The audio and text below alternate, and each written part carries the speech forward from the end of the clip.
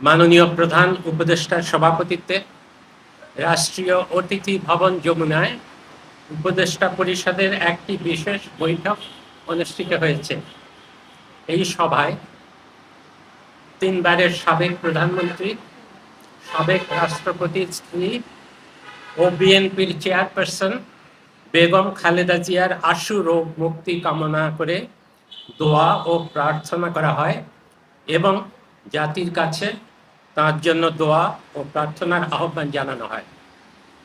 সভায় বেগম খালেদা জিয়ার বর্তমান শারীরিক অবস্থা বিবেচনায় হাসপাতালে তার নির্বিঘ্ন চিকিৎসা, প্রয়োজনে উন্নত চিকিৎসার জন্য বিদেশে নিয়ে যাওয়ার পরিকল্পনা, তার নিরাপত্তা ও যাতায়াতের সুবিধা এবং উচ্চ মর্যাদা বিবেচনায় তাকে রাষ্ট্রের অতি গুরুত্বপূর্ণ ব্যক্তি ভিভিআইপি ঘোষণা করার সিদ্ধান্ত নেওয়া হয়।